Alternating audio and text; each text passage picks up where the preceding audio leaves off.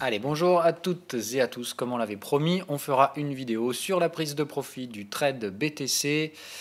On y est, ça y est, donc parfaitement, comme attendu, le niveau 61% est testé sur une mèche haute qui rejette instantanément. Mes ordres ont été exécutés. C'est un joli gain, un trade bien géré. Je le sors pour l'instant à 100%. En ce qui concerne la partie spéculée sur les CFD, je conserve toujours le petit levier que j'ai à l'achat sur des vrais bitcoins, donc là qui sont sur un wallet, que cela je les garde en buy and hold. Donc voilà, cela je les garde, donc j'ai toujours une exposition à l'achat au BTC, mais pour la partie spéculation, c'est terminé maintenant. J'ai donc encaissé l'intégralité de mes gains, j'attendrai et je laisse faire ce marché maintenant sur les prochains jours et les prochaines semaines. L'objectif est atteint, je pense qu'on ira guère plus haut. Que les acheteurs sont tout simplement comme moi en train de prendre des bénéfices et que ça va se produire sur les prochains jours. Ça devrait se poursuivre, donc à travailler cette zone-là, normalement assez rapidement. Je pense qu'on ne va pas y passer 107 ans vers cette zone. De toute façon, vous voyez, on est venu chercher mon ordre pile poil, j'ai été exécuté, sorti de là au best price. Donc pour l'instant, ça se déroule pas mal.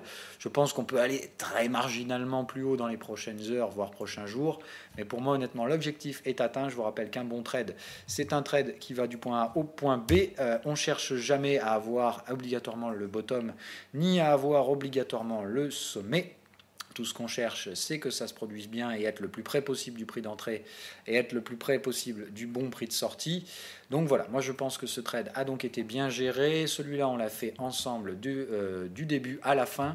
Je pense qu'il reste quand même encore un potentiel acheteur. Tout simplement ici, l'objectif étant atteint, tout ce qui se produit au-delà de ça ne m'intéresse plus. Je vous avais mis cette target max qui était donc ma target en daily. Je vous rappelle comment se déroulait ce scénario. On va revenir donc depuis le début.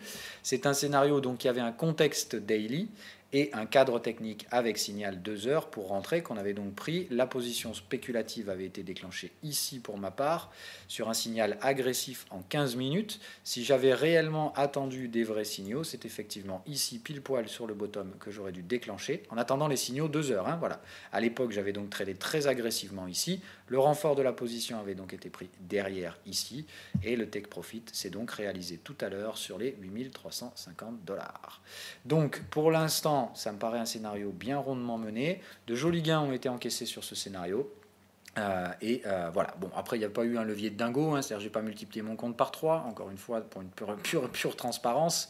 D'accord. C'est-à-dire qu'avec un prix de revient moyen à peu près par là, le BTC m'a donc procuré une hausse de 33% avec un levier de 0,25. Vous pouvez calculer combien j'ai donc gagné sur cette position. Ça ne fait pas énorme, ça veut dire que vous prenez 33, vous le divisez par 4, mais ça fait quand même un bon 8% de gain. C'est quand même assez confortable.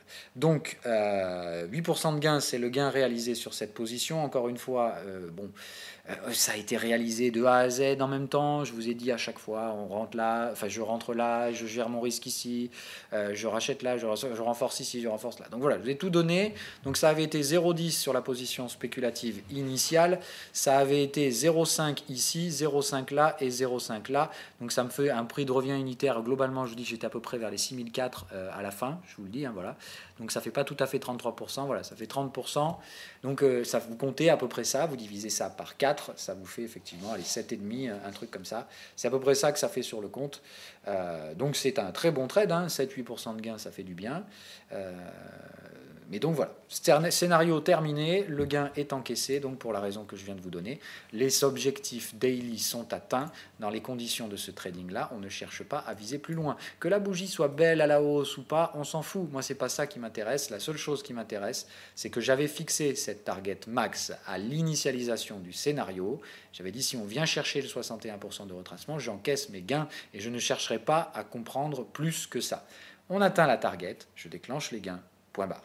Même si là, le momentum reste scotché au plafond, il n'y a aucune raison de chercher à penser que ceci sera un sommet réel et final du marché, mais on ne va pas chercher plus loin que ce qui avait été le cadre du scénario. On atteint la target, on encaisse, point barre. Moi, ça se déroule comme ça. Le marché risque, je pense, d'aller un petit peu plus haut. Mais maintenant, le trade acheteur, pour moi, est terminé. Je rentre dans une phase attentiste, c'est-à-dire que je vais laisser un range se construire et je verrai si je me repositionne à l'achat dans ce range ou à la vente. Donc pour l'instant, le marché ne m'intéresse plus sur les crypto-devises. L'objectif a été atteint assez rapidement. Et voilà, maintenant, attentisme pur, mais l'objectif de ces émissions était simple, c'était d'effectuer un suivi d'un trade de son point d'initialisation à son point de sortie. On a donc terminé ce scénario-là, ça se fait sur un gain, on est bien dans la zone qui était escomptée, j'avais déjà marqué cette zone rouge dans le scénario, on y est, je prends mes gains. Point barre. La raison n'est pas qu'il y a un signal de vente qui va arriver, la raison est simplement qu'on atteint la target maximale qui avait été fixée. Il y a plusieurs options. Pour prendre vos profits, comme je vous l'ai toujours dit, là on fait la partie pédagogique, donc décryptage de ce trade. La partie pédagogique, elle était que c'était soit on venait chercher ce prix et je sortais sur une limite, c'est-à-dire là je limite le trade, je récupère les gains. L'autre option, ça aurait été tout simplement qu'on déclenche une structure de fin de tendance plus bas. C'est-à-dire que tout simplement, si ici, ce TP avait été validé par une cassure de support, ou tout simplement... Le TP ici, je vous rappelle que je ne l'ai pas tradé parce qu'il n'était pas sur un niveau de prix. Le niveau de prix que j'attendais, c'était 7900. Si ce TP ici avait été validé à 7900, j'aurais déclenché ma prise de profit manuellement. Mais là, on a tout débordé, on est venu chercher ma target max, je sors. Même si là, il n'y a pas de signaux de vente. Là, tout indique que la tendance peut se poursuivre, mais ça ne m'intéresse plus. C'est bien ça que j'essaie de vous faire comprendre dans cette vidéo. Encore une fois, ce n'est pas pour vous dire super, j'ai réussi, j'ai tout gagné. C'est simplement pour vous faire comprendre comment ça se passe, parce que là, dans la tête de beaucoup d'entre vous, j'imagine que vous êtes en train de vous dire « Ok, il n'y a pas de signaux de vente, on reste à l'achat. » Bah non. Non, parce que dans tout trade, dans tout scénario, il y a une limite. Cette limite que vous fixez dans votre contexte et que vous ne devez pas déborder. La limite pour moi est atteinte, le trade est terminé. Ce qui se passe ensuite ne me regarde plus. Un gain est là, il est encaissé. Le scénario, il avait un point de départ, une gestion du risque et un point maximal d'arrivée. On n'a pas atteint la gestion maximale du risque. Le trade a donc été validé ensuite. Et on atteint la gestion maximale de gain. Je prends ce qui est en face de moi. C'est pas plus compliqué que ça. Ça avait été donné en avance, encore une fois, vous saviez que je sortais sur ce prix-là. Donc c'est pas du commentaire de trading stupide, d'analyste et compagnie, c'est vraiment du trading qu'on vient de faire là. Je vous ai donné le point d'entrée, je vous ai fait toute la gestion du risque sur toute la phase spéculative. Et voilà, on arrive au gain. Donc maintenant, je pense que vous avez cette série de trades pourra, je pense, en tout cas j'espère, c'était l'objectif, vous procurer une vraie valeur éducative. Allez revoir si nécessaire. C'est vraiment là, on a géré et on a vécu ce trade ensemble avec toutes les étapes qui l'ont composé, les phases de risque où beaucoup d'entre vous ont flippé, voire déclenché des stops, alors que moi je les ai tenus pour les raisons que je vous avais évoquées dans les vidéos à l'époque. Il manque en fait qu'une seule vidéo dans cette série, c'est celle de la validation, c'est-à-dire celle des breakout haussiers. Ça aurait mérité une vidéo.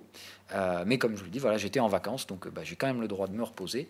Donc cette vidéo-là ne fait pas partie de cette série de gestion de trade sur le Bitcoin en direct et en avance à chaque fois, mais ces trades-là avaient donc été bien évidemment donnés en avance, parce que sinon ça n'a aucune espèce de valeur. Je vous avais bien dit que si on cassait les 6004, je prenais des renforts, j'avais donc bien mis mes ordres. Moi-même en vacances, je travaille, c'est juste qu'en vacances, je ne vous fais pas de vidéo. Donc 6004, il y avait bien eu le renfort qui avait été fait, je vous avais donné l'autre zone ici sur les 6007, les deux renforts ici ont bien été exécutés, donnés en avance. Donc voilà, pour la transparence, vous savez où tous mes trades ont été exécutés.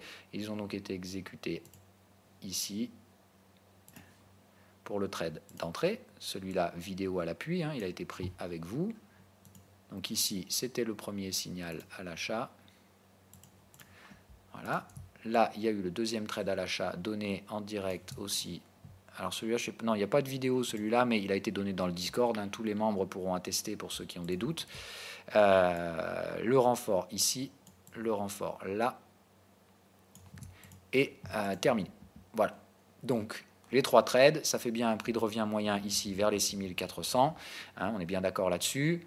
0,10, 0,5, 0,5, ça fait bien un prix moyen ici avec une exposition de 0,25. Ça fait donc effectivement 30 divisé par 0,25, vous prenez la calculette, ça fait 30 fois 0,25, ça fait 7,5 de gain net sur le compte, point barre. Alors évidemment, il y a un petit financement sur le CFD pour ceux qui vont vouloir jouer le calcul au prorata total. Mais bon, voilà, le gain est là, les trades avaient été donnés, les leviers annoncés. Donc normalement, pour ceux qui sont adeptes de la transparence totale, franchement, je ne peux pas faire mieux que ça. Voilà. Allez, donc on va clôturer cette session sur le Bitcoin. On en refera peut-être d'autres si ce scénario, pour une raison X ou Y, venait à poursuivre, voire à nécessiter des renforts. Hein, c'est-à-dire, voilà, pour l'instant, moi je pense en mode attentiste, c'est-à-dire, je pense qu'on est en train de trouver une résistance proche de cette zone de prix. J'attendrai de voir où pourraient se constituer des supports en pullback derrière pour juger de la force de ces pullbacks, voir si je rentre ou si tout simplement la tendance se termine ici et qu'on va se mettre dans ce cas-là à la recherche de vente à nouveau. Donc voilà, à suivre pour le reste de ces scénarios, mais pour l'aspect pédagogique qu'on avait donc développé sur cette série particulière, c'est terminé. On verra si on en fait d'autres dans le futur. Bye bye.